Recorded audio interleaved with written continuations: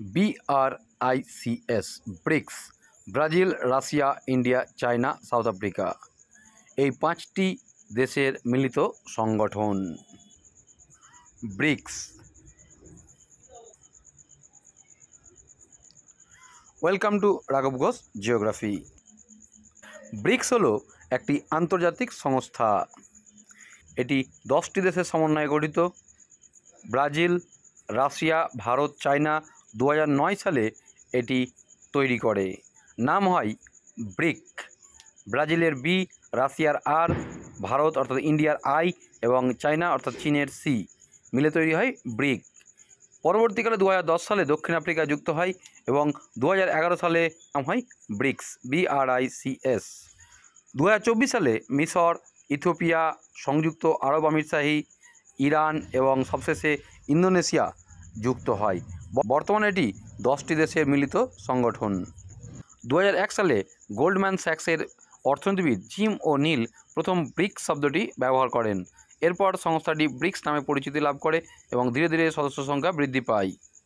Bricks বিশ্বের সবচেয়ে বড় অর্থনীতিগুলির একটি সংগঠন। এটি ডলারের উপর নির্ভরতা কমানোর জন্য কাজ করে, যদিও একটি সাধারণ মুদ্রা তৈরিতে অর্থনৈতিক ও ভূরাজনৈতিক বাধা রয়েছে।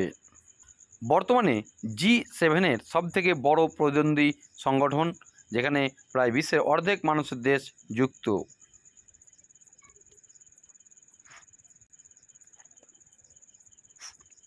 ব্রিক্স প্রতিষ্ঠা হয় 2009 সালের 16 জুন রাশিয়ার ইয়াকুটেরিনবার্গ নামক জায়গাতে।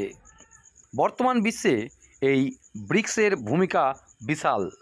এই ব্রিক্সে রয়েছে Brazil, Russia, India, China, South Africa, এছাড়া আরও 5টি দেশ মিশর, ইন্দোনেশিয়া প্রভৃতি দেশগুলি। অর্থাৎ গোটা বিশ্বের বর্তমান যে শক্তি তার অর্ধেক কিন্তু এদের মধ্যেই রয়েছে। তাই বলাই যায় যে এটি আমেরিকা এবং তার সহযোগী যে G7 দেশ রয়েছে তার সবথেকে বড় প্রতিদ্বন্দ্বী। এবং এই 10টি দেশ যদি একসঙ্গে কাজ করতে পারে তাহলে অবশ্যই এটি আমেরিকাকে এবং তার সংগঠনকে পাল্টা দিবে। ব্রিক্স দেশগুলির মুদ্রা আসার সম্ভাবনা রয়েছে, আর এই কারণেই আমরা জিওপলিটিক্সে বিভিন্ন রকম রাজনীতি দেখতে পাচ্ছি।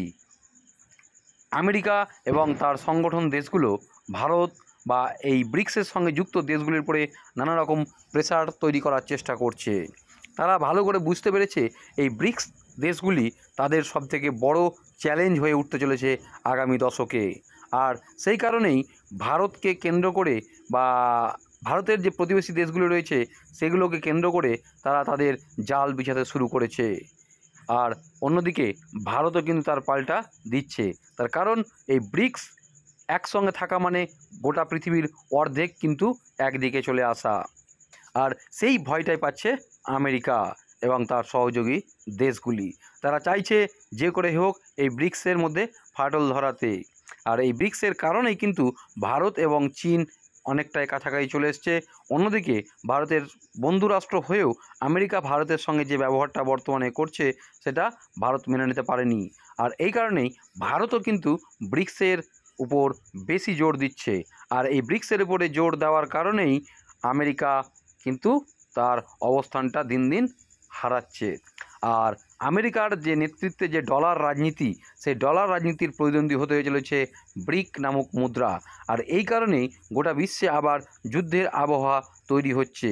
বলা ভালো যে তৈরি করছে আমেরিকা এবং ইউরোপের দেশগুলি। তারা বুঝতে পারছে যে আমেরিকার যে এককেন্দ্রিক ক্ষমতা সেখান থেকে বহুকেন্দ্রিক ক্ষমতা তৈরি করতে চলেছে এই ব্রিক এবং এই ব্রিক্স দেশগুলি।